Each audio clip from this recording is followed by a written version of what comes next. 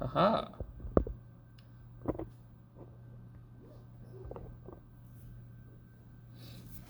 Okay. That is trippy, yeah? Okay, especially if you weren't here last time, because it requires you to use the ratio test, which is what we talked about last time. So a very truncated discussion about ratio test. And everybody's got the handout from last time, so you already have this. But the idea behind ratio test, what is it related to? Why is why do I interpret the results the way I do?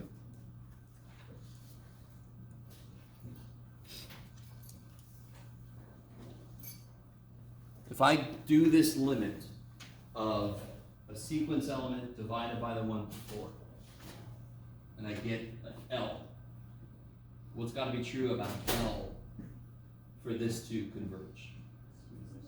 Less than 1. Why? Huh? Related to geometric series.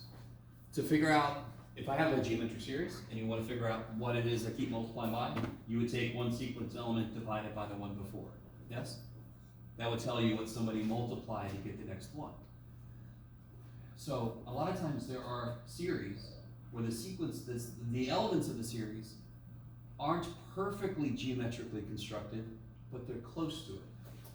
So if in the long run, they sort of become multiplied by some number, then they become geometric in the long run. So what this is doing is, it's you taking a limit to see, does this become geometric in the long run? Does it just become some number? And if it does, and the number is less than 1, it converges. If that number is greater than 1, and if it's equal to 1, no freaking clue. We don't know. If it's equal to 1, it's inconclusive. We don't know. So you kind of don't want it to be 1, because then that means, oh shit, we either have to do something else, or we just have to live without knowing. Okay, how are we doing? So again, the reason students don't appreciate sequences and series especially, is because you have all these different kind of like interpretations to memorize, how to tell what the answer is to a test that you apply. If you don't memorize it and more see what it's related to, why does it make sense? This is related to geometric. You've already got geometric memorized. R has to be less than 1, therefore this limit has to be less than 1. Yes? Okay, so I advocate strongly for doing what makes sense instead of trying to memorize what to do. Because none of us got enough room on our heads to be memorizing every damn little thing. Good Lord. All right. So, real quick, let's do we did a few examples last time. I think we only did we even finish it? Here's what I got on my paper from last time. This much. Oh, I think I did this on another piece of paper, yes? Because I ran out of room, so it looks like something I would do. I am the king of running out of freaking room. Okay. So let's do like this one.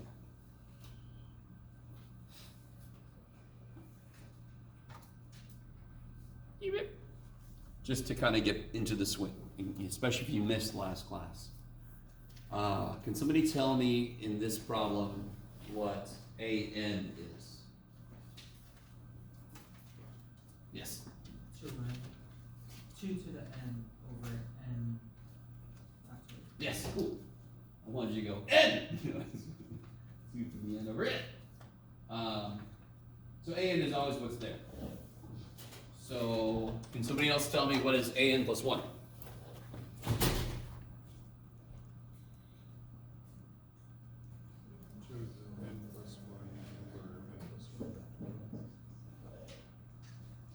Factorial, right?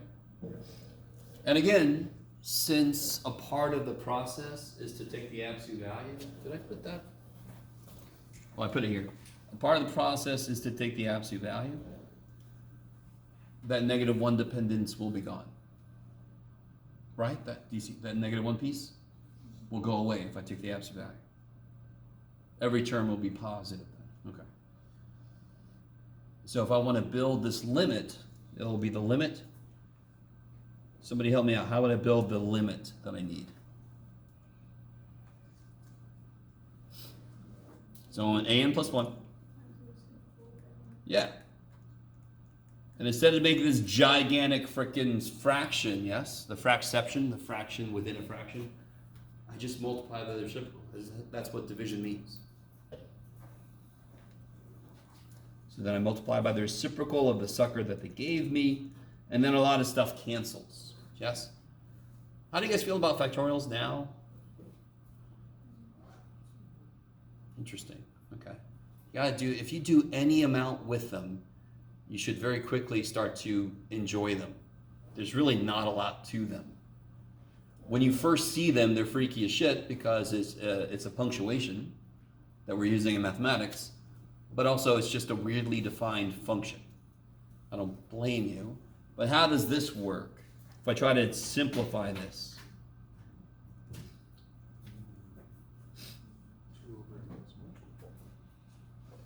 Yeah, eventually. So if I do, I can break this apart if I want to, yeah? 2 to the n times 2. How do I start to rewrite n plus 1 factorial? N plus 1 times n times, then I'm like, no, I don't want to do all that shit, especially because I stop when it matches with something that's already there, yes? Because then I know those are going to cancel.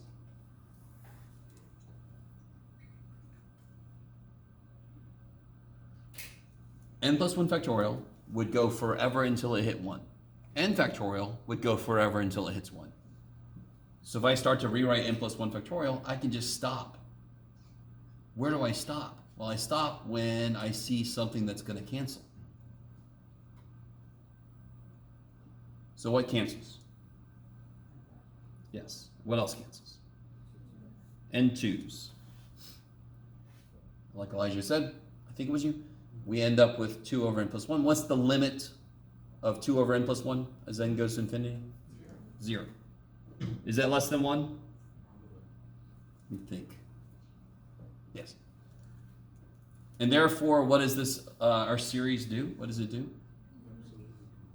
Yes, it absolutely converges. Or converges absolutely. You can say it either way. Compared to some stuff we've done, the ratio test is kind of nice, to be honest. But it does involve factorials. It works best.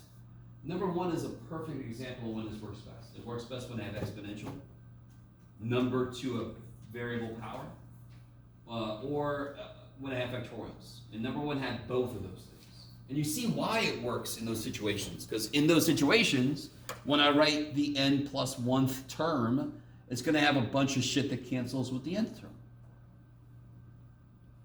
Let me show you a situation where it completely does not work.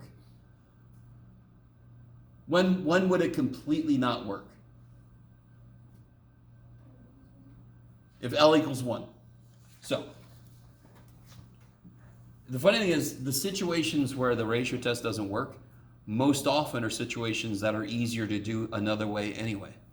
So for example, what if I had this? Can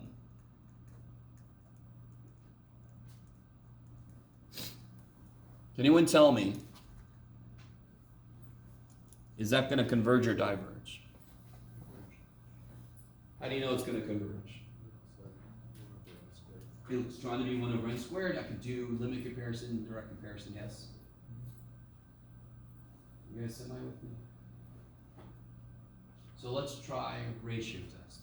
Let's see what ratio test does with this.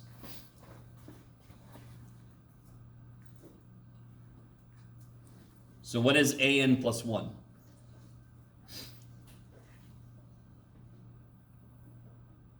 Real quick, just to make sure everybody's on the page with me. How do you figure out A3? If I just want to know what A3 is, what do I do? Period. Plug it 3. So I get 4 over 27 plus 4 plus 2, 4 over 33. That's A3. AN is this. So what's AN plus 1? Plug an N plus 1 in. N plus 1 is N plus 2. N plus 1 cubed plus 4 times N plus 1 plus 2. Just replace N with N plus 1, because that's what we always do. So this would be N plus 2, AN plus 1, right? Divided by, so I multiply by the reciprocal of AN. Look at that mess. If I multiply the top out, don't. If I did, what would the highest degree?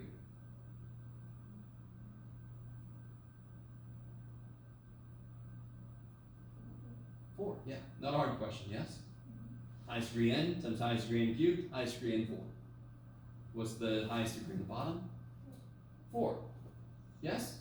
They have the same degree, so how do you do its limit as n goes to infinity? The ratio of the coefficients, the highest degree, yeah? So it would be a coefficient of 1 and a coefficient of 1. So this limit would be 1. And that's exactly when the ratio test says, oh. So ratio test perfectly sucks for p-series related things. I would never use ratio test for p-series because I will always get a limit of 1.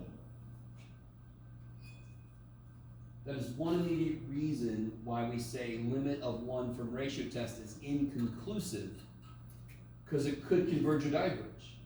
I don't know, it depends on what the p-series is. Let me do a smaller example.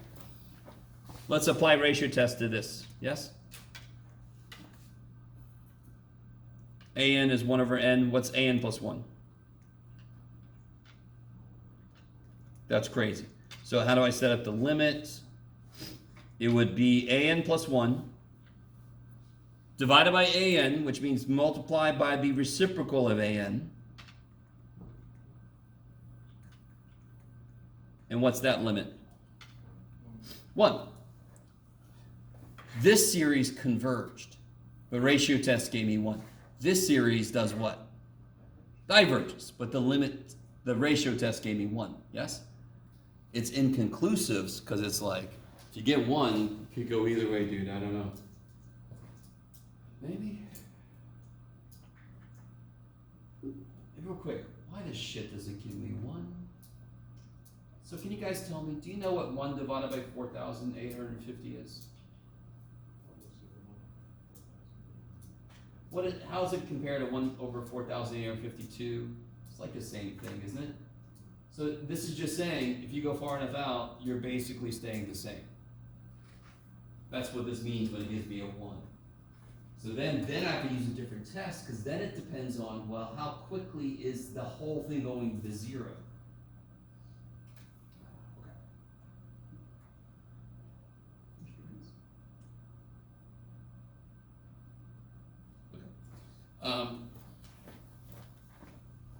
So, ratio test, very, very powerful. It's going to dominate in a lot of what we're going to do. So apparently, a lot of what we're going to do will not end up being p-series. P-series is going to still be there, but it's not going to be in the main idea of what we're going to do for the rest of chapter 11. Okay. So we got one more idea left, and that's the root test. Now the root test is just so freaking blatantly in your face. Can you guys tell me, if I put together a series like this, can somebody give me one number I can put in there, a number I can put in there, so this would converge? Huh? Sure, 0.5, 1/2. Why does that work? That would be r, and that would be less than 1. Yes? Okay. You guys do it. If I put an expression in there, then the question becomes, does that expression eventually get less than 1? So for example, if I put in here 1,000 over n.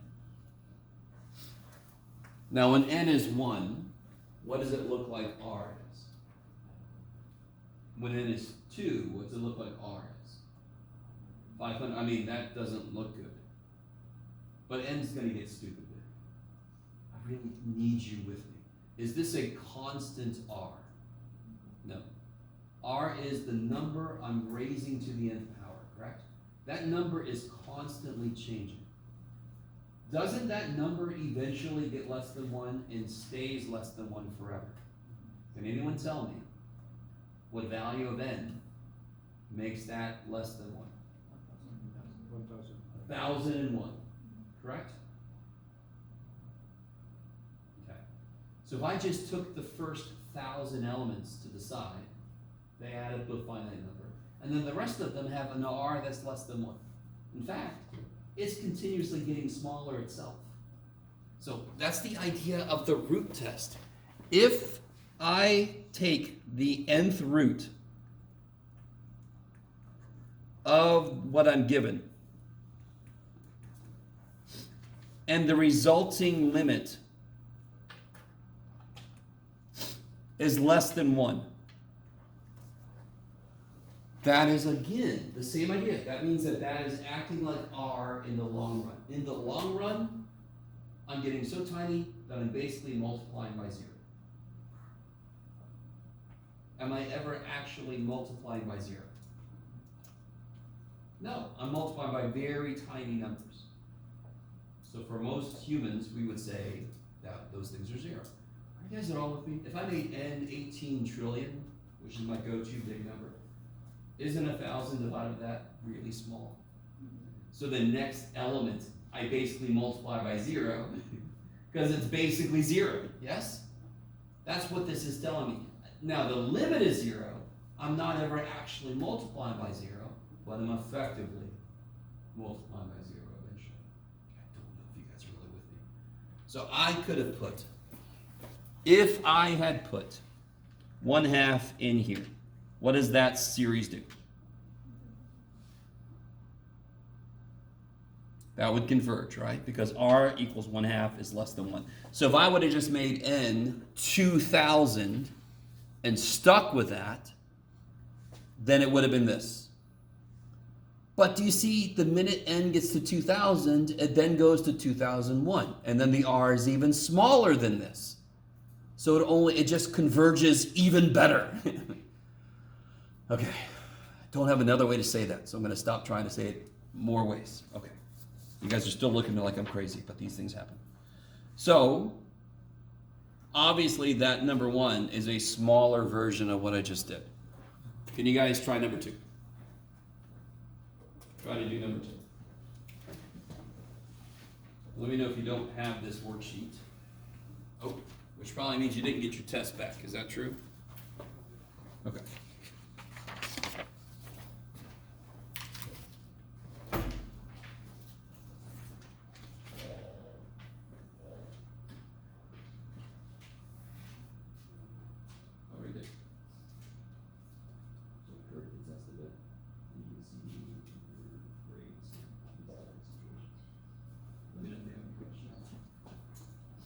So you need a sheet too. I just can't. Oh, okay. Let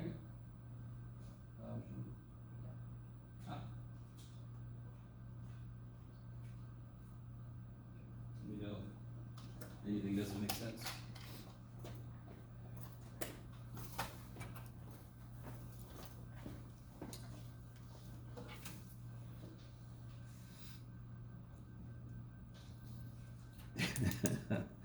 And yeah, when would you use this root test when everything is being raised to an nth power?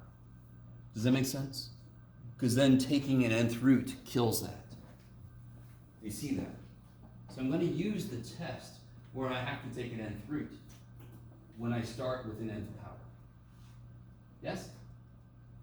No? So don't use the root test when that's not true. Yeah? Because then it gets really weird.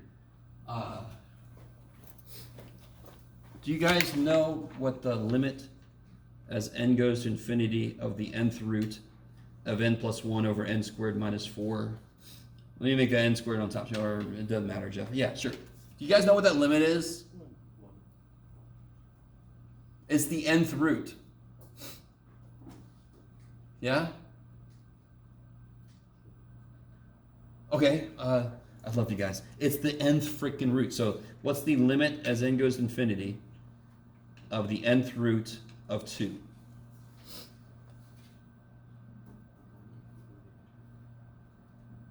So it's the square root of 2, cube root of 2, fourth root of 2. It actually will be 1, yes. But is that really simple to see? No. So I don't want to use an nth root unless it's going to directly kill an nth power. And then those both go away, yes? The inside of this thing, is the inside of this thing a difficult limit to do? So if I could just kill that nth power, that would kick so much ass. That's what the root test says. It says, oh, I got you, dude. Take an nth root that kills the nth power, you can attack the inside. I'm trying to figure out if this becomes a number that goes well with that becomes a nice geometric base. Okay. Are you guys, I think you guys are really cool with the geometric series. Yes? You have 2 tests here that are built on that idea. That kicks so much ass, because the geometric series, normally students love it, because it's pretty straightforward. If I see a base that's less than 1 being raised to an nth power, it's convergent, I'm done.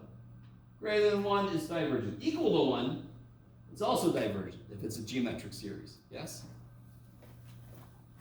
That's the one place where this differs. I'm sorry, here. Still inconclusive if L is 1. So if I do the nth root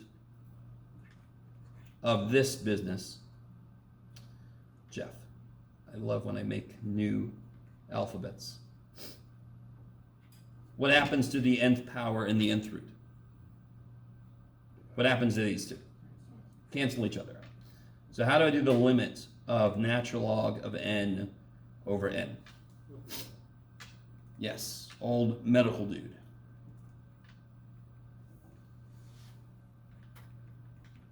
And what would that limit be? Yeah. And that is less than 1 for sure. Therefore, that series converges. Kick ass.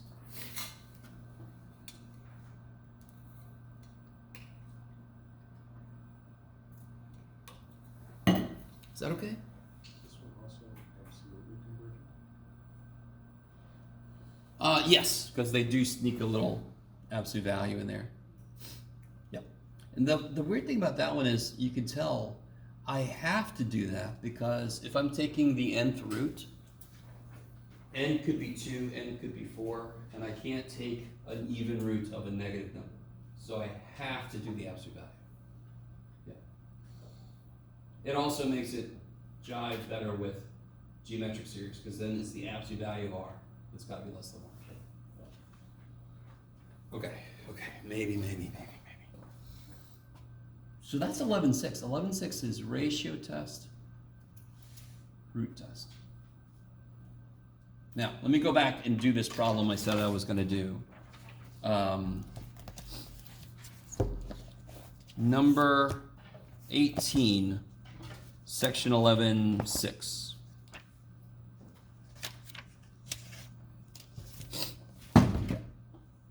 So this guy right here. Now, let me remind you guys about a different problem that came up earlier this semester that kind of got you ready for this. And that was from section 11.1. Let's see if this looks familiar to anybody. This guy. Now, if you look at it, if n is 1, what is this? If n is 1, what is 2n minus 1? 1. If n is 2, 3. So it's telling you, if you want n equals 7, you go 1 times 3 times 5 up until, in that case, 13. Yes? If n was 7, it would tell you to stop at 13. Do you see that? Okay. So for this problem, here, we're going to build our way up to the other problem. What's A1?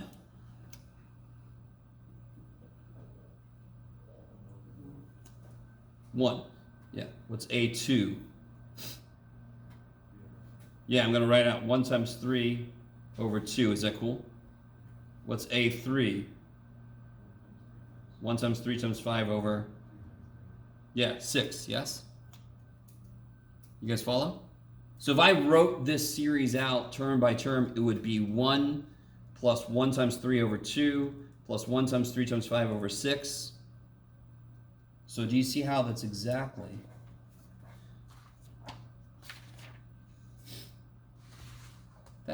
That's exactly how that's written. Is it the same problem? No. Is it the same idea? Shit, yes. Now the bottom is not a factorial. The bottom is just like the top. Yes? So let me ask you this. They start with, let me put that more in. They start with 2/3, yeah? The next number they multiply on the top is 5, and then after that it's 8. So what does it seem they keep multiplying by? What I start with plus, start at 2, how do you get to 5? How do you get to 8? How do you get to 11? I add 3. So it looks like if I wanted to, that mystery 5, I'm going to leave it there because I just kind of like it. I don't know what it means. I could then write the nth term would look like 2 times 5 times 8 times 11. If n is 1, it's 2. If n is 2, it's 5. Yes?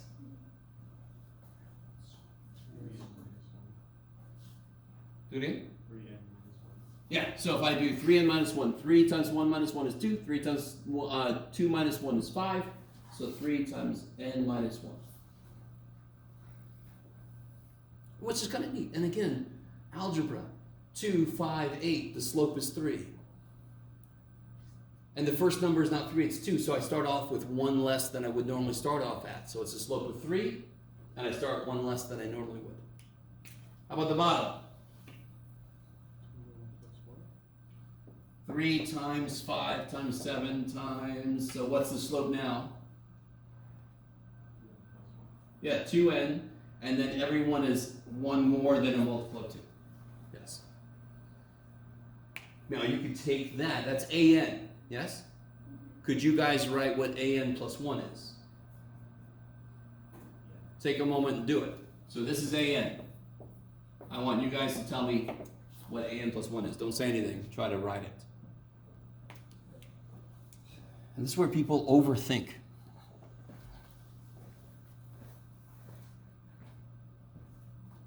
If I want to know A6, wouldn't I just plug a 6 in place of n? Right? If I want to know A80, I would plug an 80 in place of n. I want to know an plus 1. You can't do something different because the process is established.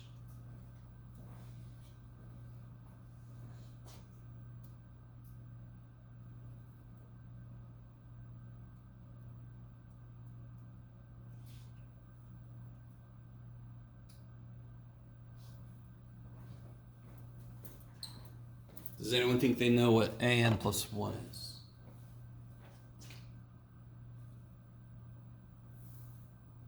Let me ask you this. How many terms were on top in A1? 1, 2, 3. So I'm going to have all the same shit that was here. I'm just going to multiply by one more term, correct? Every time I go to the next sequence element that I'm adding for my series, it just has one more term. Yes? Does that make sense? And you can see it. Every time I went to the next, I had one more term up top, yeah? And the bottom, same thing. how do I get that next term? I take this expression and I plug an n plus 1 into it. Right? I don't know how, all right, how else do I say anything? Is it pretty cool this is AN? You guys kind of cool with that? Can somebody just look at that and tell me what A5 should be? Where do I stop? How do you tell it? Can anyone tell me where I'm supposed to stop on the top? Where am I supposed to stop on the top? Stop on the top. 14. You guys see that? Because you plug a 5 in, don't you? That tells you where to stop. Yes? So I'll do 2 times 5 times 8 times 11 times 14. I stop there. Yes? Bottom would be the same shit. So here, just plug an n plus 1 in. It'll tell you where to stop. Yes? Now, even better, I just know I've got to put one more term here to get to the next term, and this will tell me what that term looks like.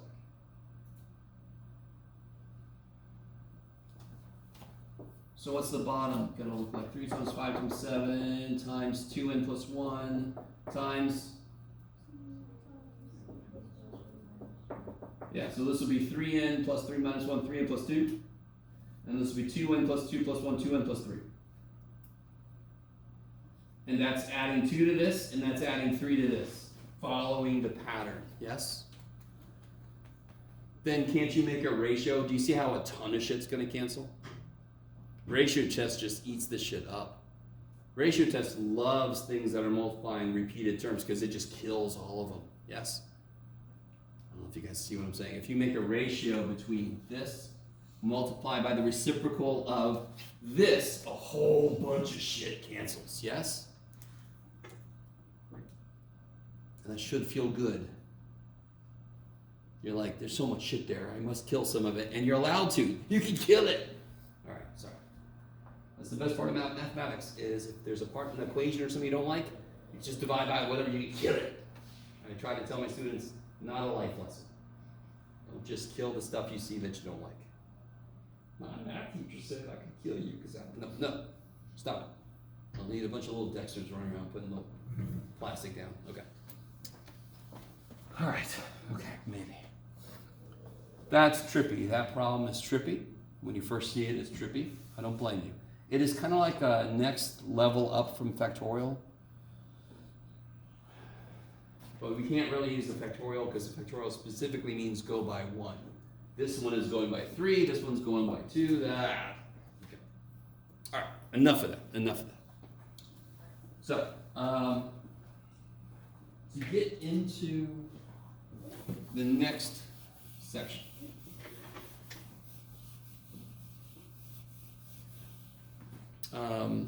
See a couple different ways I could do it. Let me ask you this. Okay.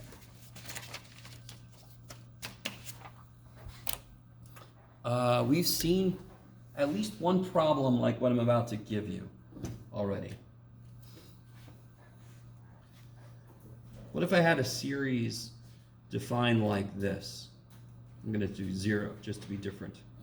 Oh boy. I am extra interesting today. Anyway, welcome back. No, it's okay. One time, all right, 2 stories real quick. I had a teacher that would throw erasers at people that would fall asleep.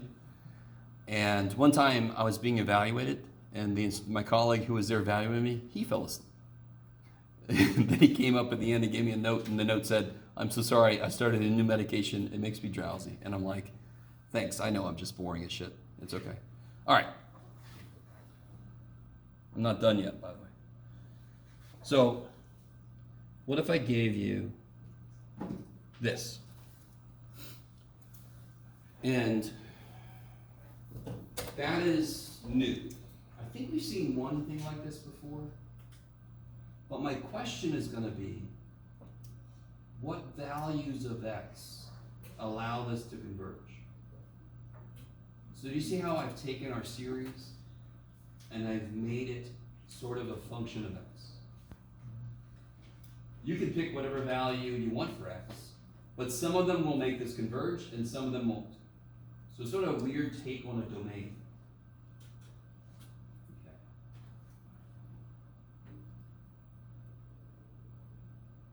So if I want to figure out what values of x I can put in there, I have a test that I can use that will work. Is this exponential form? For any value you plug in for x, is it a constant to a variable? Totally. So this is exponential in form. What test works really well with that kind of a thing? Ratio test. So what I want you guys to do for the moment, can somebody tell me what AN is for this? What's AN? Yeah, n plus 1 over n plus 2 x again. You should be all over that. You should jump on that when I ask you that and you're like, let me see how I can get this one. So I want you to take a moment and just write what AN plus 1 is. Underneath that, write AN plus 1 equals. And write what that is.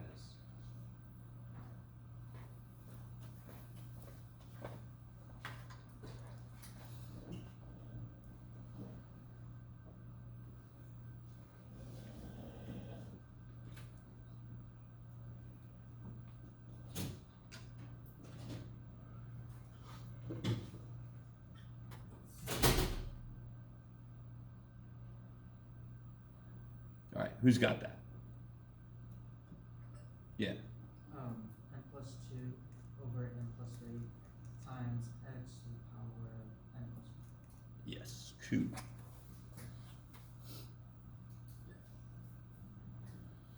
So this is perfect for a ratio test. So I set up the ratio test. It'll be the limit as n goes to infinity of the absolute value, the AN plus 1 you just figured out,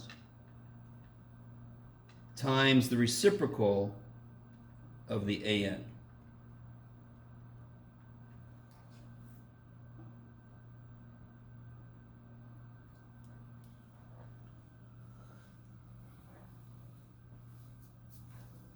Let me ask you, there's a few different ways to do this.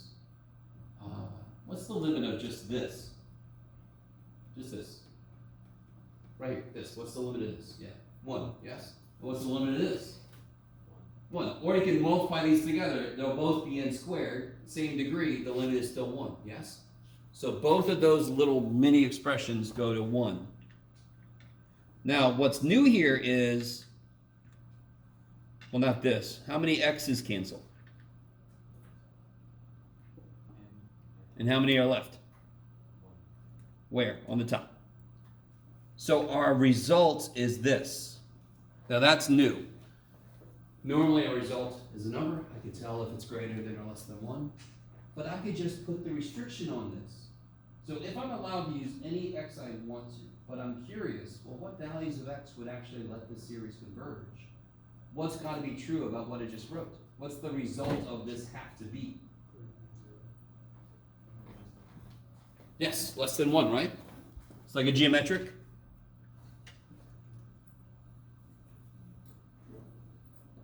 So what the shit does that mean? That turns into an interval, yes? The absolute value of x has to be less than 1. So what's that from, to? Negative 1 to 1. Okay. Very quick side. Okay. Well, let's see. Before I do this, I want to talk about this, but I can't remember if this has come up in this class yet. Just to remember how inequalities work with absolute values. This is something you should have done in an earlier math class, but we can certainly review it. I don't think it's come up yet this semester. I can't remember. Came up in a different class. And just look, could x be 3? No. Same reasoning, could x be negative 3? Because the absolute value would be 3, yeah? So it can only go up so far, and it can only go down so far. Yes? That is a less mathematical way of understanding why I can rewrite this like this. So if it said the absolute value of x less than 4, I would rewrite that as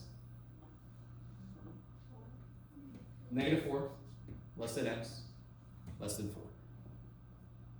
So I always think of an absolute value with a less than as a haunted house situation. You and your friends go into a haunted house. I don't know about you, but if I'm in that group, I'm like, let's all stay together. I've seen enough of these movies. Nobody go off on your own. Don't be touching no little locket. Oh, look. Ah, shit. No, stay together, stay close. So this is me saying, stay close. Don't get further than 1 that way. Don't get further than -1 that way. Okay, maybe. So it's a sandwich. Stay close. Okay. Now, if x equals either one of these, wouldn't the ratio test be inconclusive? Anytime I have this kind of thing where I have an x to an nth power in my series, I have to check the endpoints I get. I have to look at them by themselves because the ratio test says I have no idea. So far, we know for sure. Can somebody give me one value of x that would definitely make this converge? 0. Give me another one. Somebody else. -0.5. Somebody else, give me another one. Huh? 3/4. Anything between -1 and 1, correct? I just don't know. Maybe one of those two works. Those endpoints. Because the ratio test can't tell me. If it equals 1, the ratio test is like, I don't freaking know. So, can somebody tell me, if x is -1, what does this series look like now? Sum n equals 0 to infinity, n plus 1 over n plus 2 times x is -1. So you just plug a -1 in. And what kind of series is that? Alternating series, yes. Now, can somebody see very quickly why this fails if I try to check this for convergence? What's the first thing you do when you're trying to check something for convergence? Yeah, take the limit. And what's the limit as n goes to infinity of this? 1, which is not what it's supposed to be. What is supposed to be? 0. Okay, so the limit as n goes to infinity of n plus 1 over n plus 2 equals 1, which is not 0. This is the appropriate way to apply the test for divergence. You have to tell me what you got and what it's supposed to be. Don't just say equals 1, therefore divergent, and then I'm like, so if it equaled 0.9, it would be good? You have to show me you understand what you're looking for. You're looking for 0. You didn't get that, it ain't gonna happen. And if x is 1, isn't it worse? If x is 1, I get this thing, which has no chance. Yes? So then officially, get what we call this. You all agree with me that it's an interval from -1 to 1? So it's an interval. And what do all the x values that are on that interval, what do they make the series do? Converge. So we call it the interval of convergence. Because math people just overflowing with creativity. It's an interval where things converge. So this, the interval, holy shit, of convergence is -1 to 1. Heretofore affectionately known as the IOC. Not the IOU, right? The IOC.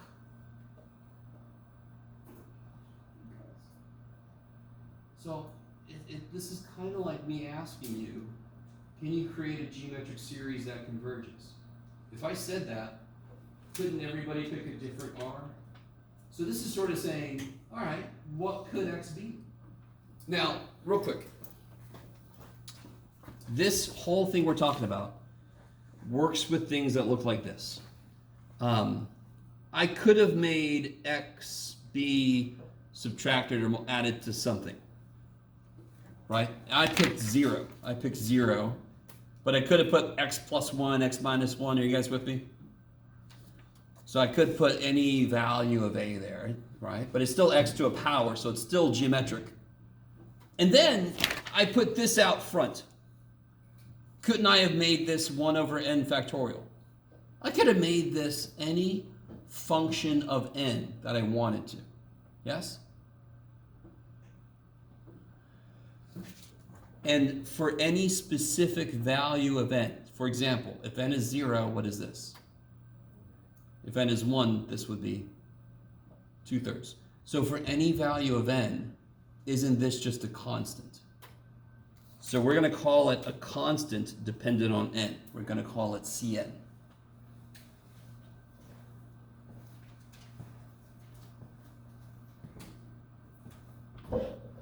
Just to show off even more about how math people are really creative. This is fundamentally all about a power on my x, so we call this a power series. And this is kind of funny to me, it will never stop being funny. But they finally start n at 0 now.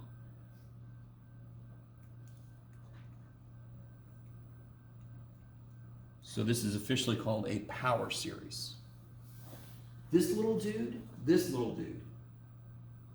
very often controls everything. It could be any freaking combination of n stuff. And it could be n over n factorial. You with me? It could be anything we've seen so far. So that's a little deceptive. This little simple little Cn could be this horrific n-dependent thing. So very often, it's going to be what makes it work or not. So just to show you another example, let me see. How many examples can you make? I don't know, Jeff. Let's find out. Yeah. So what if I had this? Yeah. Let's do. Just write it down, Jeff. There we go. Yeah, I like it. Chicken ass.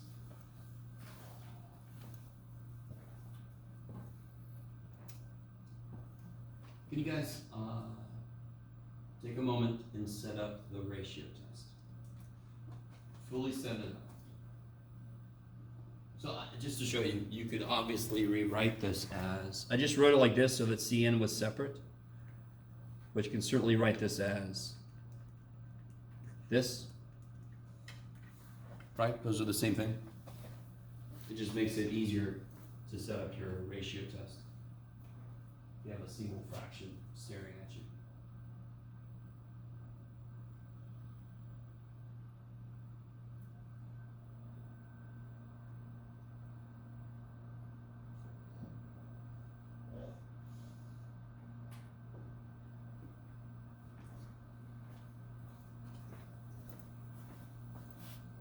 Oh, I keep forgetting.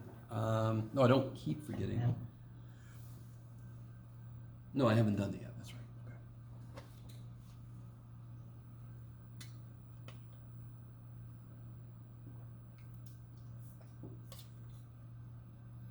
Okay.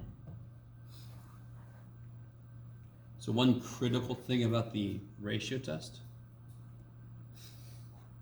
is the absolute value part, right? Can somebody tell me what? Somebody I haven't heard from yet. Can somebody I haven't heard from yet tell me what an plus 1 is? What are you going to put right here?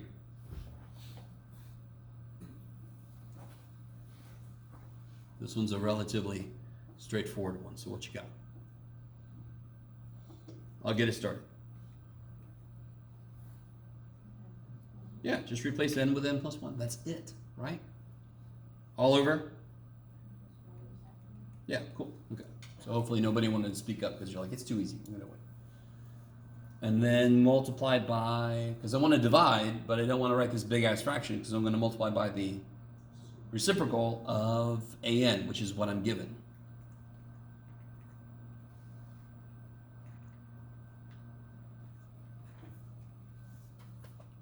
Let me see if I can truncate some of this stuff. If you do this enough, what's going to be left over here? N plus 1, where? on the bottom. So this has got an extra n plus 1. Right? So if I write n plus 1 times n factorial, the n factorials cancel out, so there's an n plus 1 left down here. Which one of these has an excess x plus 2? I have extra x plus 2. The top one. So how many x plus 2's cancel? N of them, so I have x plus 2 left on the top, because that's where I had more to begin with, right? So I get the limit, n goes infinity, x plus 2, I had one extra that left to stay alive, and over n plus 1, and that's the extra piece that stays alive there.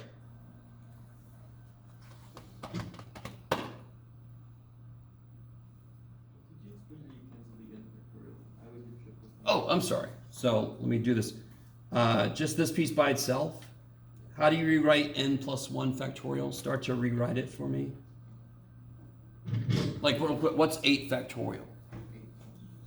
Okay, so what's n plus 1 factorial? N plus 1 times.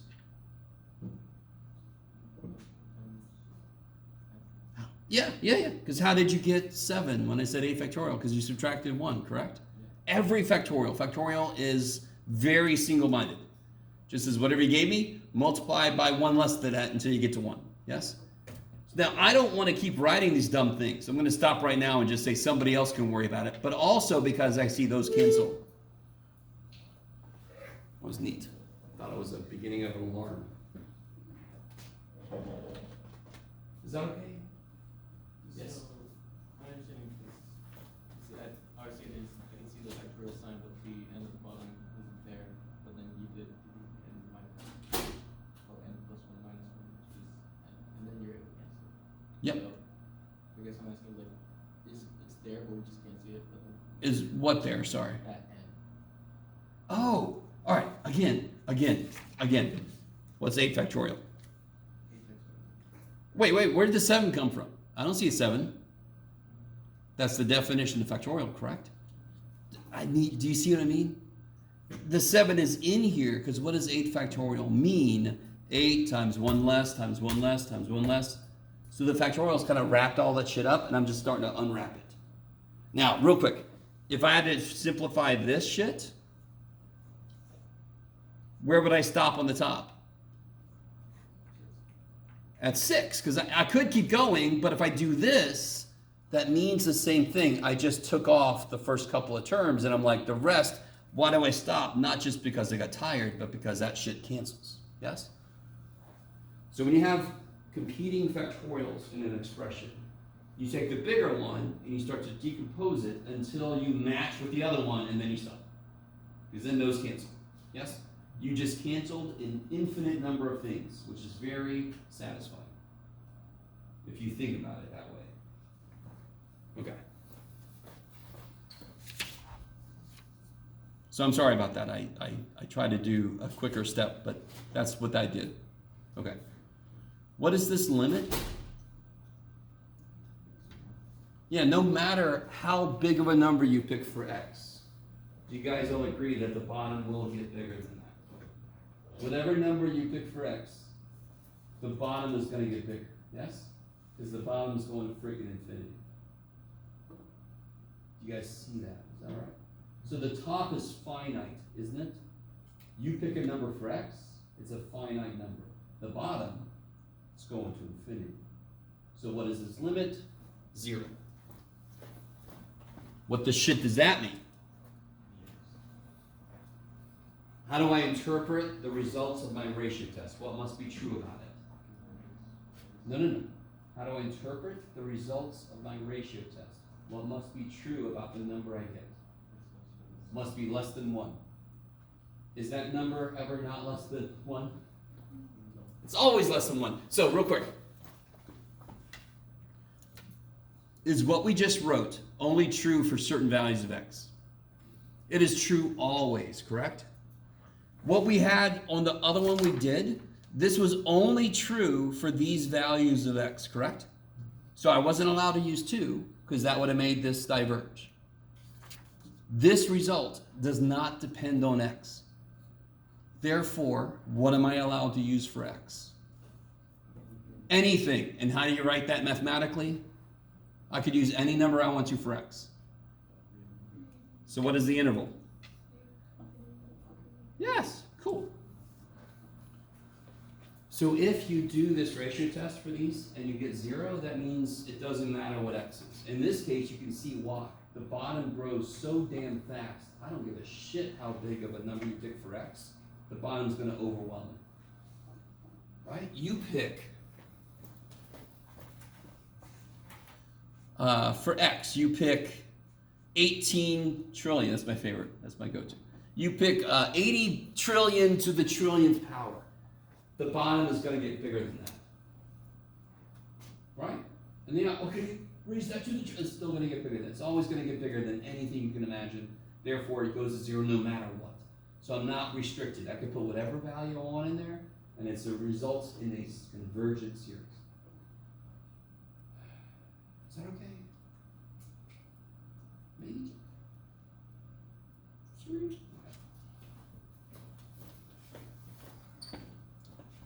So it seems as if we're starting to realize there are some certain possible outcomes here. We have the possibility of a finite interval. We have the possibility of an infinite interval. So what else could there be? Well, let's see. This is going to be kind of silly, but oh well. What about this? Is that a power series? First question. How do you know? So function of n times x to an nth power. Yes? And it could be to an n plus 1 power. It's just got to be to some n related power. Yes. It is a power series. So I can do, let's do the ratio test real easy. This one is beautiful. Look how tiny this little dude is. What is a n plus 1?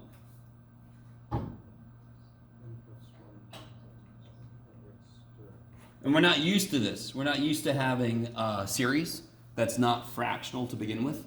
But now I can just take a n plus 1 and directly put it over a n, because it's not a freaking fraction. So I can just put on the bottom a n. So that is a n plus 1 divided by a n.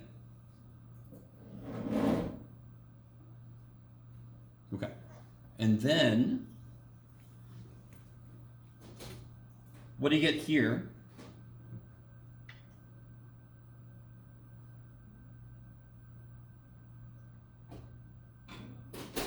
That goes to 1, yes? Okay. And what's this?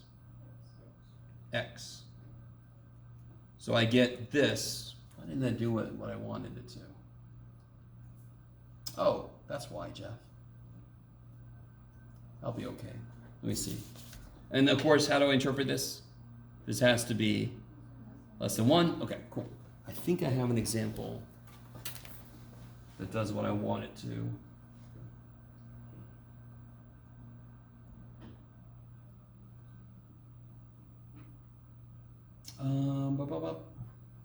There.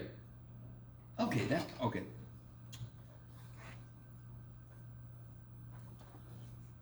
So this is not very interesting. Look at this guy. Okay.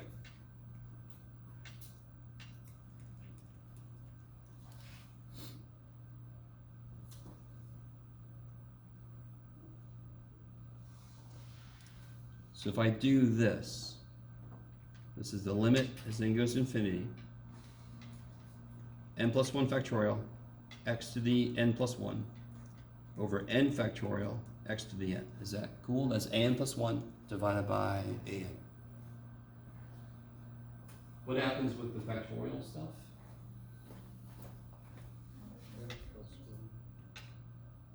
Yeah, if I rewrite this, it'll be n plus 1 times n, and I can stop there. So these would cancel, and I would be left with n plus 1. How many x's cancel? N of them, so how many's left? 1. And what's that limit? Not infinity factorial, but infinity. Now that you guys know factorial, I'm going to write an exclamation mark, and you guys go, what's it? Okay. So this is the reverse of the problem we did just a minute ago, where it was all real numbers works. This one, I don't care how small you make x, can it save? There is one number that will make this work. And very often we call it the trivial solution. If I give you a series and it's nothing but zeros, will that converge? Yes. Not a very interesting series, but an easy one. Right? So we've seen three different situations. I have a finite radius that goes out one from the middle. I have an infinite radius. Where did I put that one? There it is. And then I have this one where I have a zero radius. The only thing that works, the interval of convergence is not really an interval. It's just a single number. Okay, maybe. So the whole idea here is, if you're trying to construct a series, you can put an x in there and solve for what will make it converge.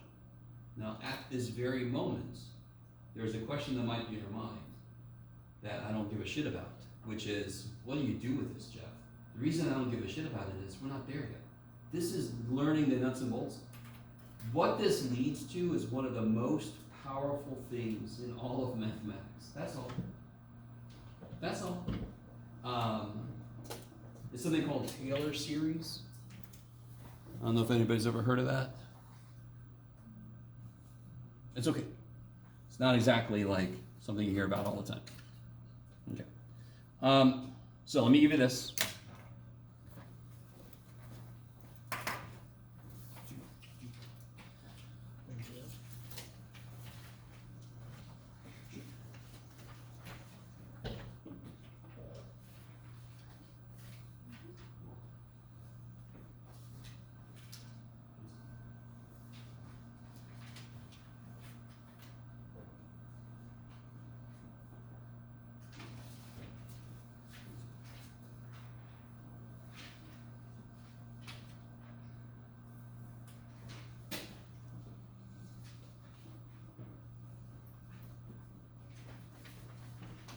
I'll give you one.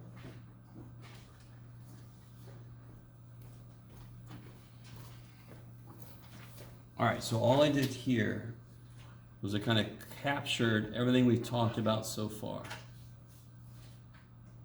So in general, it could be centered anywhere.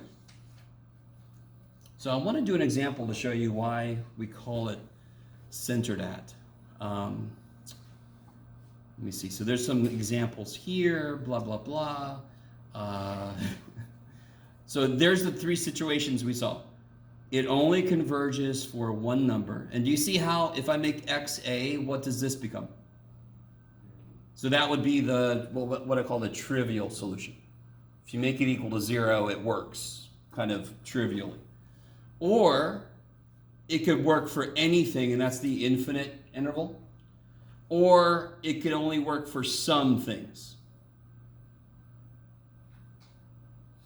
So I gave a couple of examples here, blah, blah, blah. And there's one where we check the endpoints. You must check the endpoints. So let's do this. Let's see, which one's more interesting, Jeff? Yeah. Nah. Let me make one up. Actually, here, can you guys try out number 3? Try to do number 3. We already did number 1 earlier, if I remember correctly. Try to do number 3. Yeah, that'll be a good one. That'll show one thing I want to show, for sure.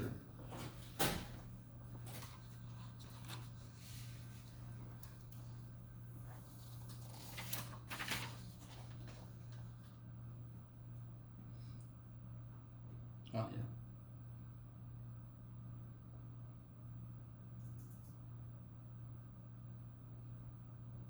Oh, yeah, I can do that.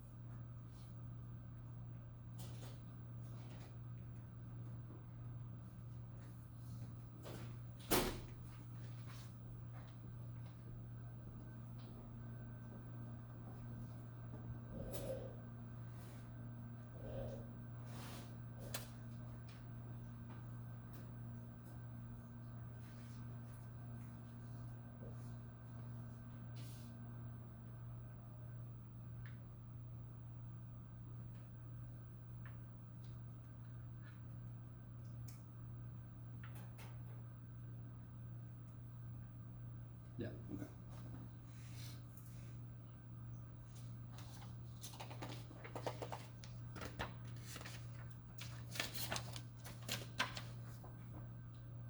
So let me see, let me capture this down.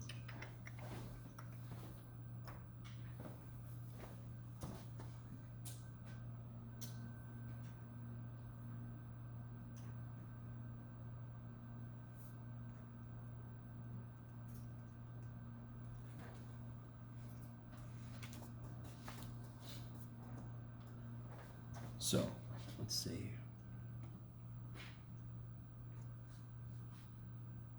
I literally just have to take, now of course I take the absolute value, so this part goes away, yeah?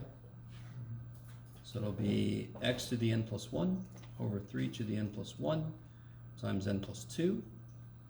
And then I multiply by the reciprocal of the original. So that is still an plus 1 divided by an. Where'd I go? There it is.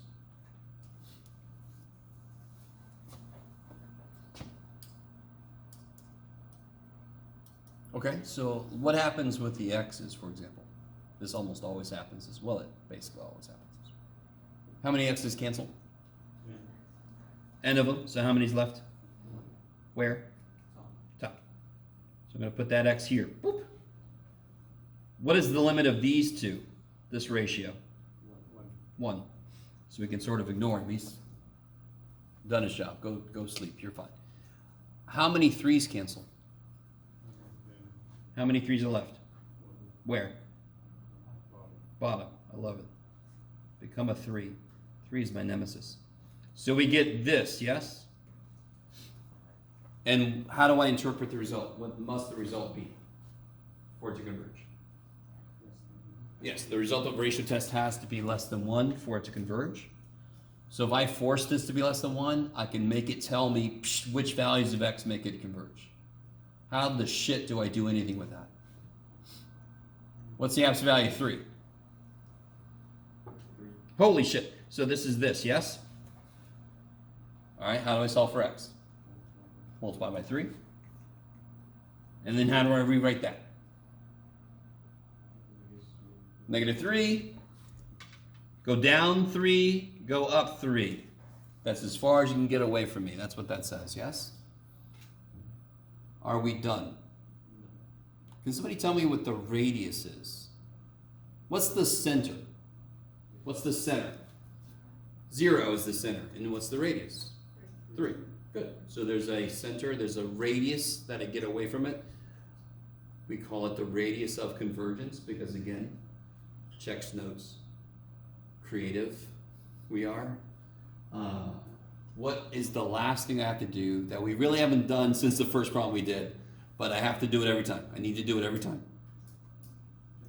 Check the endpoints, because the ratio test, the endpoints, are what make it 1. And what's the ratio test think when the limit is 1? Has no idea what to think. So we have to look at what the series becomes and try to evaluate it a different way. So let's take the series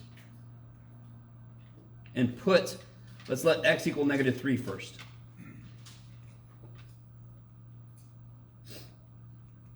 Okay, so I can simplify this a bit. Can you guys see? All right. Can somebody tell me what AB squared is? Holy shit, yes? Okay, so what is negative 3 to the nth power?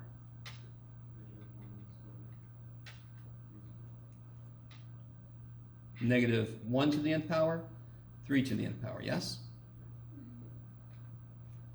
So what happens here? What's negative 1 times negative 1? 3 to the n divided by 3 to the n. So this becomes this. And what does this do? Diverges. So am I going to include negative 3 in my interval of convergence? So we have determined that that is the correct sign. I don't want to include negative 3. It leads to a divergent series. You guys check 3. I'll wait. That's the other value it could be. It's the other endpoint, yes? Plug a 3 in, see what it ends up being. This is where you start to realize, oh great. At the end of a power series problem is a whole other little problem. Yay.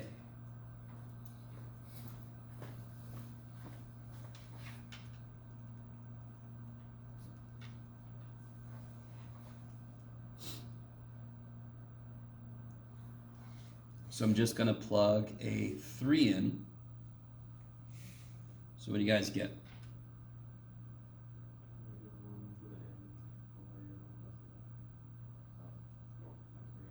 Yeah, what do you get immediately? Don't do anything yet. Yeah.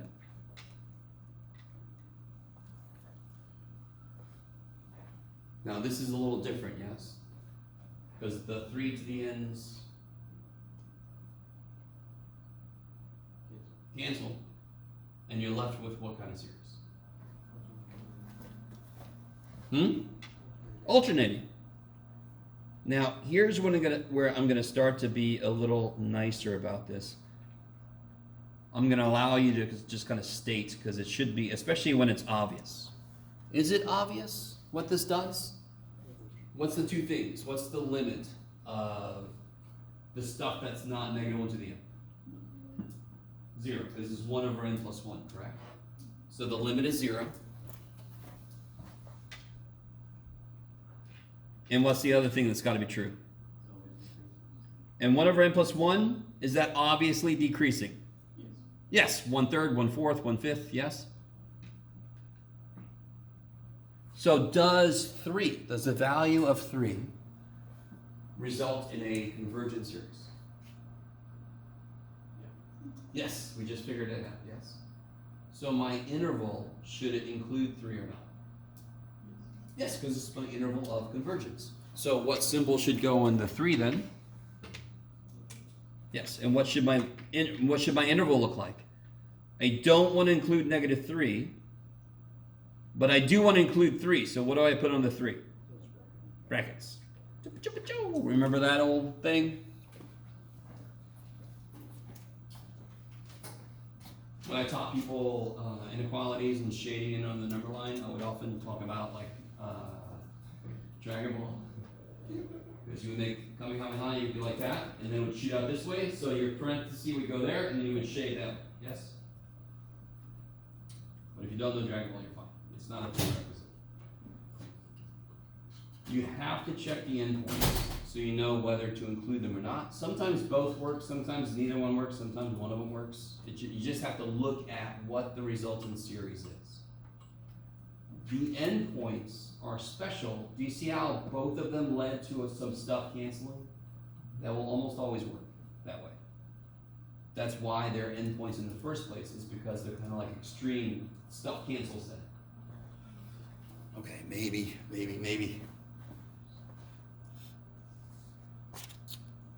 Oh, I've got an example. Where'd I put it? Damn it, Jeff. Where did you put the damn example?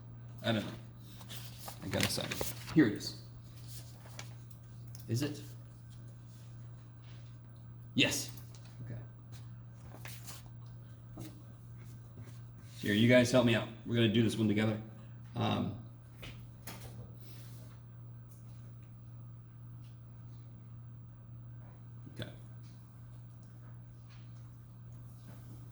Is that a power series? Can you tell me what Cn is? N plus 1 over n squared. Cn is just the little function of n. Why do we call it Cn? Because for any value of n, it's a constant. So we call it Cn. What's the center of this power series? 1. It's kind of like transformation of functions. If you have x minus 1, you're going to move right 1. Yes? Okay.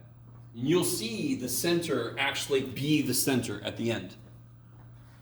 All right, so here, let's do this together. So if I want to do this, I take the limit, I set up my absolute value, I just put everything with an extra, I just plug an n plus 1 in place of n, yes? You put this guy on the top. times the reciprocal of the original shit. Right? Now, do you guys see how the end stuff is going to be nice? Because this limit is 1, and this limit is 1. So these both go to 1. So I can forget about them. How many x minus 1s cancel? N of them. How many are left? Where? Top. Because that's where there were more of them to begin with. So I get this. Yes, because there's no n dependence left. And I don't care what the hell I get, I interpret the same way. It must be 1. Less than 1. Good. So I have the absolute value of shit is less than 1. How can I rewrite that? In general, if I have the absolute value of shit is less than 1, how do I rewrite that? -1 less than shit. Less than 1, yes? Okay. That's offensive, too damn bad. Up here, I got the absolute value of stuff. Is that better? Stuff less than 1. So then I say stuff is between -1 and 1, yes? Yes? If that was a 3, it would have been between -3 and 3. Yes, yes, yes. Okay. And now, how do I solve for x? Add 1 to all sides, yes. So add 1, add 1, add 1. What is the center of that interval? 1, yes? Okay. So it's kind of like, what is the trivial answer to this? 1. Because if I make x 1, doesn't every element become 0? So then the question really becomes, how far from that can I go and it still converges? Does that make sense? So sometimes I can't get any further away from that, because it goes to infinity except if I make it 0. Or sometimes I can go forever and then I get net infinity to infinity. It just works all. And this one, I can only go down to 0 and up to 2. I can only go 1 away. That's why we call it the radius of 1, the center of 1. Yes? So the interval, well, what do I have to do now? Let me not get too excited. I know my radius is 1. What do I have to do now? You're all like, it's not over? No, you have to plug in these values. So let's see what we get. We get, if x is 0, I get -1 to the n here, yes? Can anyone see very quickly what this is going to do? It will converge, yeah. N plus 1 over n squared goes to 0, and n plus 1 over n squared is definitely decreasing, yes?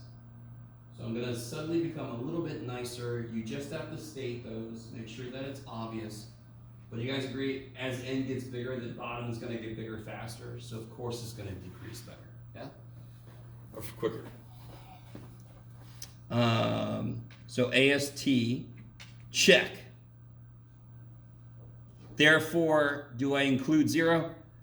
Yes. Now, what if I put a 2 in? Then a 2 minus 1 is 1 to the n is 1. What is that series trying to be? Trying to be 1 over n, and this does what? Diverges. So do I include 2? No. So what's the interval of convergence? Bracket 0, 2 parentheses. So your answer is all the values you can plug in for x, and the result converges. Okay, I like it, maybe. This isn't that big of a step from where we were, but it feels like it, I know. This is extra little work, but the work is old news, it's just packaged in a way you're not used to. Okay.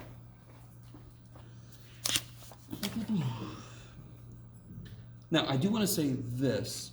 Do you guys remember, real quick, if I had this, just this, what, you can say, Jeff, what would that look like if I wrote that out? What do I mean by that? Like, what would the elements be?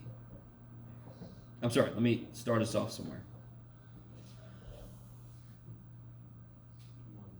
X to the 0 plus x to the first plus x second plus blah, blah, blah, blah, blah. Yes? All right, this is going to be a little weird. What kind of series is that? And I could have asked you this question before I put the equals stuff down. For any value of x, this is geometric. Yes? If,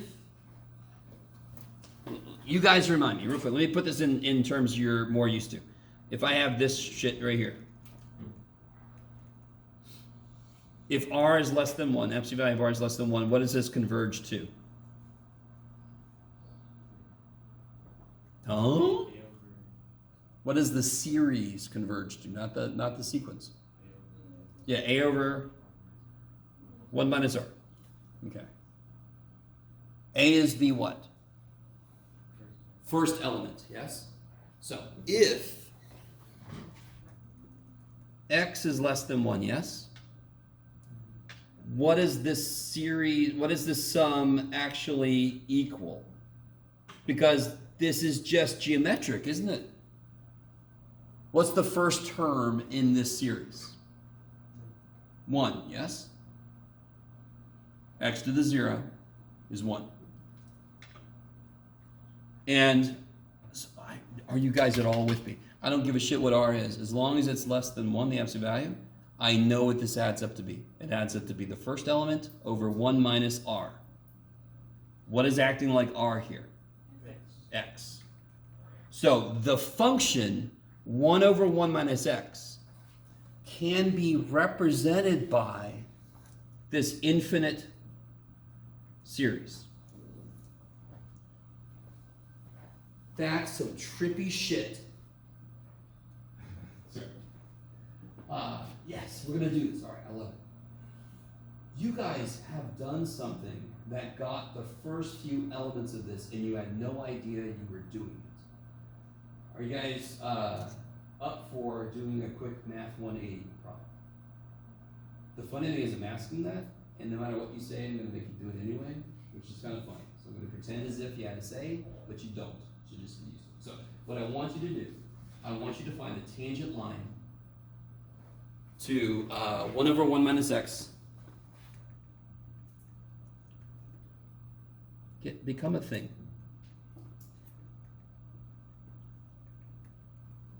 At x equals 0. That is something you did so much in Math 180. And some of you guys are like, great, Jeff. That entire period of my life has been blacked out. It's dramatic. Thanks for bringing it back up, man. Just to help you guys out. If you want to find the tangent line to a given function, this is a really smart first step. Take a derivative, because that's going to lead you to what? What do you need for an equation of any line? Slope and a point. So a really good first step is, what's the derivative of the damn thing? Yeah? So take a moment, find the derivative of that function. Find the derivative.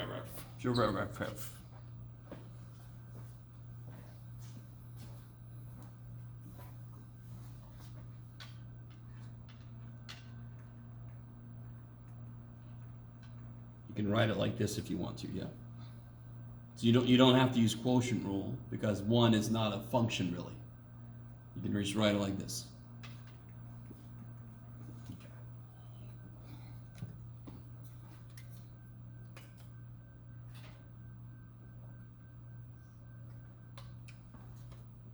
Okay. So what is that guy's derivative? Let's do it step by step. The negative 1. How do you take the derivative? Negative 1 comes down, yes. Back to the what power now?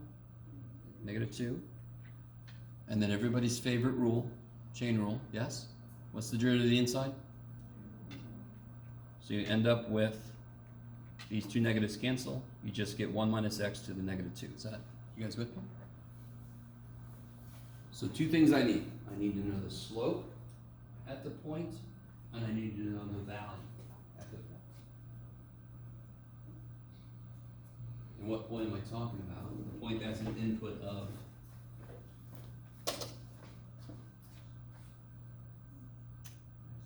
zero, yeah. So what's the derivative at 0? That's going to be my slope. It's fantabulous. And what is the function value at 0? 1. Kick ass. Now real quick, what's special about the point that's represented here? It's the y-intercept. Kick ass. So if I want the tangent line, I just need mx plus b. Well, I know m. What's m? Freaking 1. And what's b? 1. Now, do you guys remember? So this sucker is curvy, yes? The thing we just came up with is a straight freaking line. So if I go too far, what happens to my tangent line? Does it stay close to my curve? No. I have to stay close to the point for the tangent line to actually approximate it. In fact, let's do some old shit. Because this is way too cool for you guys to not have context. Everybody watch Jeff forget his password.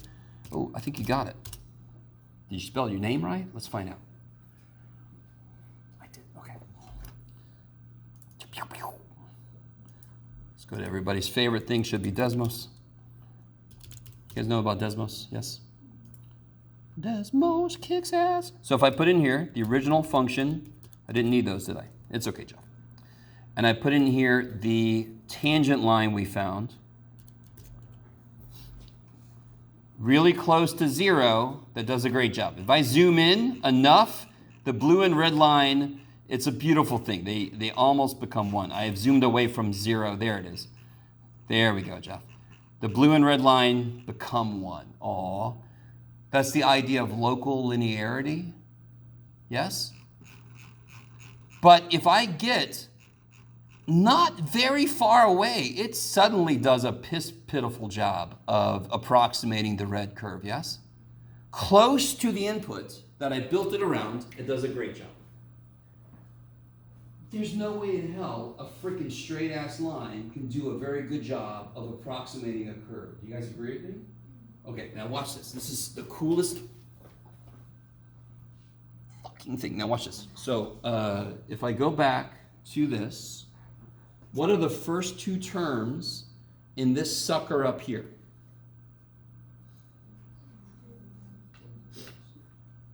One plus x. Isn't that our tangent line? So the other terms make my tangent line curve better. So let's go back. It improves the approximation. So the tangent line is just a couple of elements of that infinite series. If I put another thing, do you all agree that suddenly close to 0, it's better? In fact, Jeff, even better, dude. On the fly, you're going to figure out the best way to do this. I have faith in you. Let me do it like this. 1 plus x squared. Do you see how the green line stays closer longer? Now I'm going to do, you're never going to know what I'm going to do. What is Jeff? Holy shit. Oh yeah, he's just going to do this shit. Cubed. Now this gets a little bit harder to tell, but that stays closer. If I just go extreme, okay. And for a math person, this is extreme. Oh, we're having a good time now. This is what we all do on the weekends. We get together and just plug in. Let me take some of this other shit away. Okay. This purple line In fact, I mean, look at the purple curve, especially on this side. Look at that purple curve.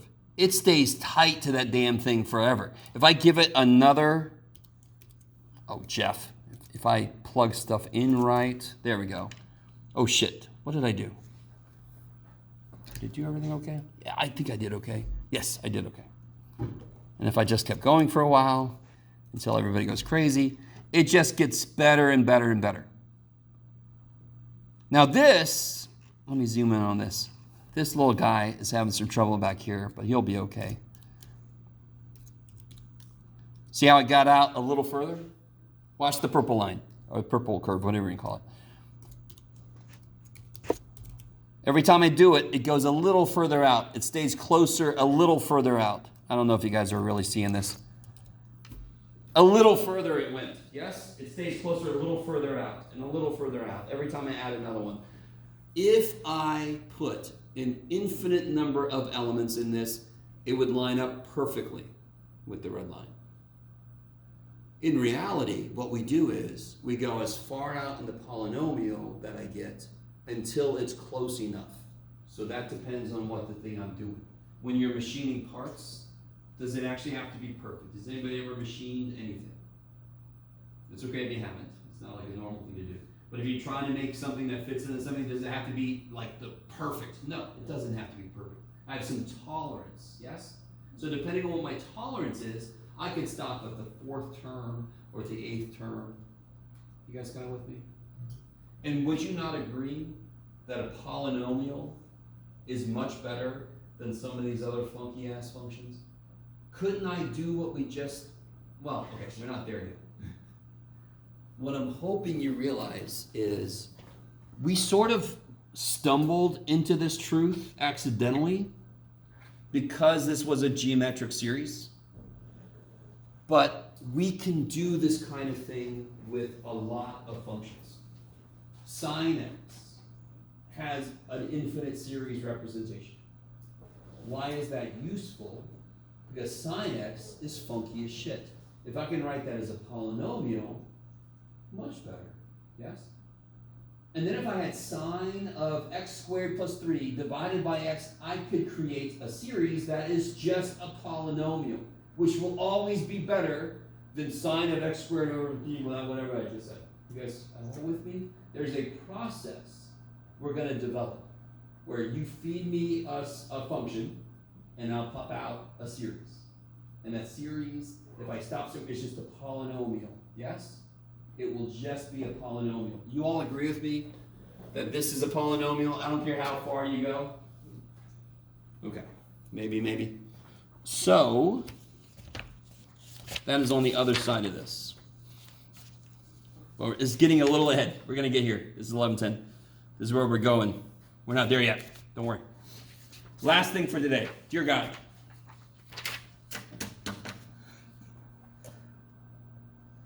You guys barely tolerate me. It's okay. We're going to give it. Here we go. So I know now that if I'm given this function, I can write it as this series. Get out of there, x.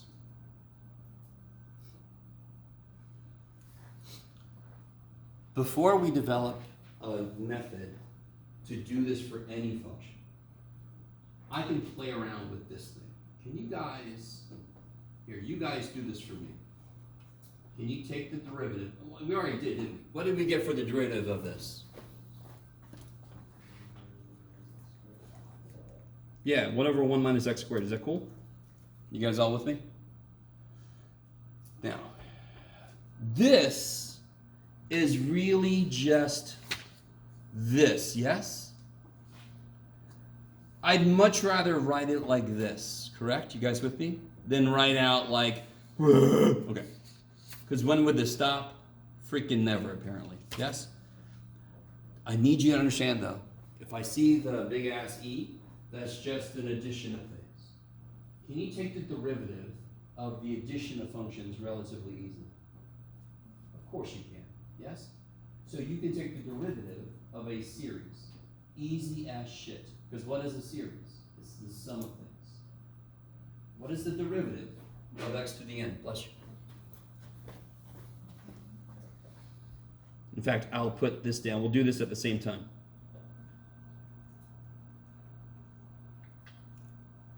What's the derivative of x to the n? X to, what comes down? N minus 1. I like it. And what happens to the series? Well, the derivative of 1 is 0. Derivative of x is 1. Derivative of x squared is 2x. You guys kind of with me? Okay.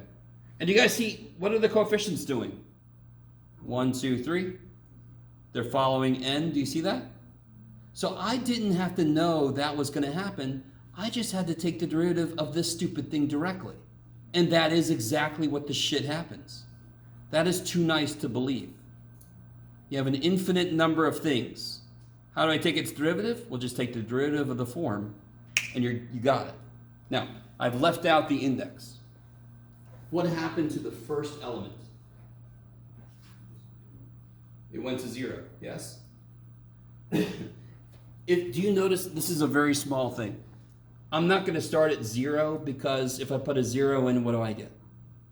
Which is the same thing as that 1 becoming, the derivative is 0, correct? So what we normally do when I take a derivative of a series, we make the index start 1 up because the first element will have gone to 0 when it's coming from a power series. Does everybody see why that index is kind of silly? Because if we left it at 0, it wouldn't change anything. We just don't normally include the 0 term. Because you're not going to write 0 plus. Yeah, what are you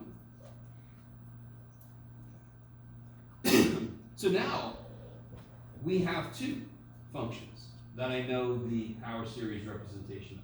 Yes?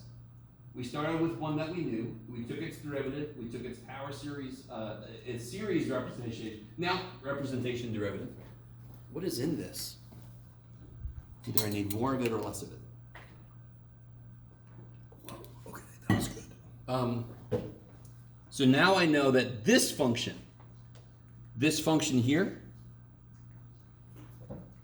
has its own power series representation. Pretend like those things I wrote are n's. Yes? Okay. So again, it's a much simpler polynomial versus this 1 over 1 minus x squared thing. Okay. And do you see how I can keep going until I go a little crazy? So you can get an infinite number of functions, but they're sort of all related to each other. So if I'm you, I really hope somebody's curious. We are going to develop a method so that if I have sine x, I can figure out what the shit that is in terms of a series. After we do that, I will show you immediately a couple things that really helps with. This idea of Taylor series is huge. Has anybody ever heard of Fourier series analysis? No? It's okay. I'm going to show you a little bit of that. We're not going to do a lot of it because it's like a little more advanced, but it's kind of like what this leads to. It's taking the noise out of a signal that you get. So sort of like you guys know the search for extraterrestrial intelligence. Have you ever said it? I'm not up here going like aliens. No, the guy from who's aliens? No, who knows, right? But they use this Fourier analysis, which is based on infinite series, to clear out the noise, to see what the real signal is, and to see if it seems to be natural or potentially created by something. Yes. Anyway. Last thing, and then I'll let us out a little early, because you look like you're very done with me. If I integrate, why, Jeff? Because I want to. This function. Can you integrate this function?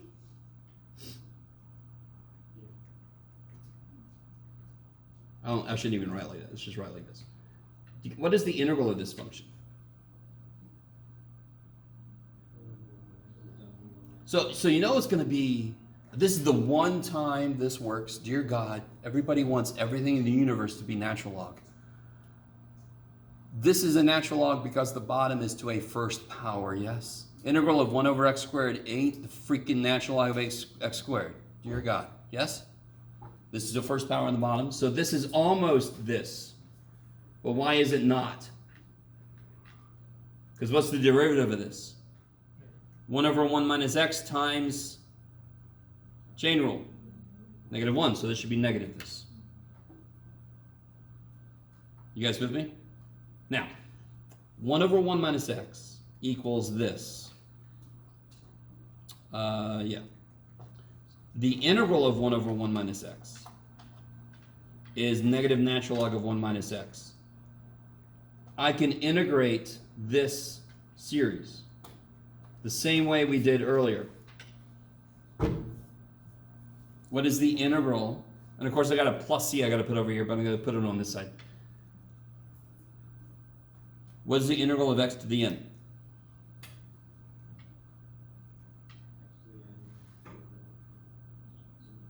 Power goes up by 1. Divide by the new power, yes? Okay. And that'll stay at 0, believe it or not. And I'll have plus a constant, yes? So now I know, absent of constant, I know what the power series representation of this is. Okay, so big thing we got today is series. We could do calculus to them.